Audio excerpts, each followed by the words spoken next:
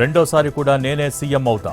2023లో BRS మీద వ్యతిరేకతతో గెలిచామన్న రేవంత్ వచ్చేసారి ప్రజలే నమ్మి మళ్లీ గెలిపిస్తారని సీఎం ధీమా. ఇచ్చిన హామీలన్నీ అమలు చేసి ప్రజల దగ్గరకు వెళ్తానన్న రేవంత్.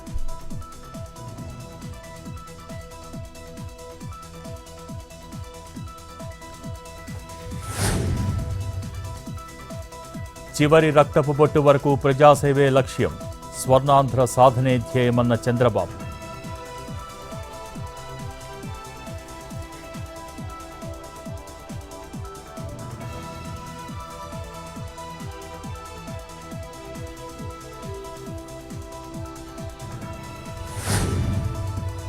ఖమ్మం కాల్వడ్డు మున్నేరుపై నిర్మిస్తున్న కేబుల్ బ్రిడ్జ్ పనులను పరిశీలించిన మంత్రి తుమ్మల.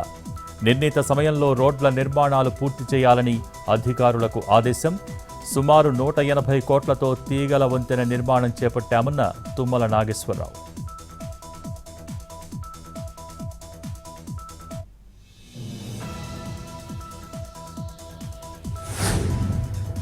కేంద్ర మంత్రి కిషన్ రెడ్డితో బీజేపీ ఎమ్మెల్యేలు భేటీ.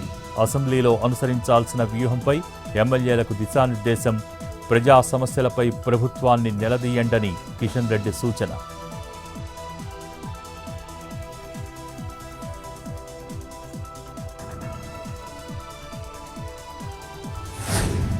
హిందీ విషయంలో తన వ్యాఖ్యలపై క్లారిటీ ఇచ్చిన పవన్ కళ్యాణ్.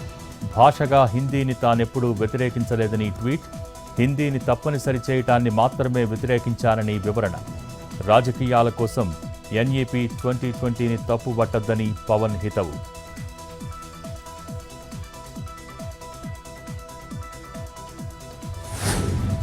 మాజీ ఎంపీ విజయసాయిరెడ్డి కుటుంబానికి మరో షాక్. విశాఖ జిల్లా భీమిలి బీచ్లో అక్రమ నిర్మాణాల కూల్చివేత. విజయసాయిరెడ్డి కుమార్తె నేహారెడ్డికి చెందిన అక్రమ నిర్మాణాల తొలగింపు. సిఆర్జెడ్ నిబంధనలు ఉల్లంఘిస్తూ బీచ్లో ఇసుక తిన్నెలపై నిర్మాణాలు. హైకోర్టు ఆదేశాలతో భీమిలి బీచ్లో అక్రమ నిర్మాణాల కూల్చివేత.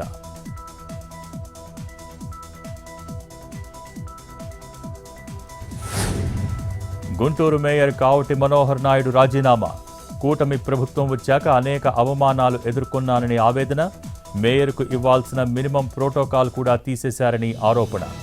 మరో ఏడాది పదవీకాలం ఉండగానే రాజీనామా చేసిన మనోహర్.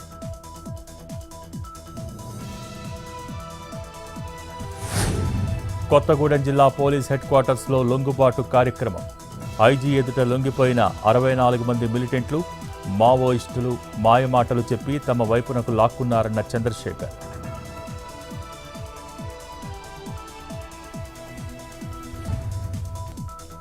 హైపర్లూప్ టెస్ట్ ట్రాక్ రూపకల్పనకు కేంద్ర మంత్రి అభినందనలు. స్వయంగా పరిశీలించిన కేంద్ర ఐటీ మంత్రి అశ్విన్ వైష్ణవ్. చెన్నై ఐఐటి ఆవిష్కార్ టీం కృషిని మెచ్చుకున్న కేంద్ర మంత్రి.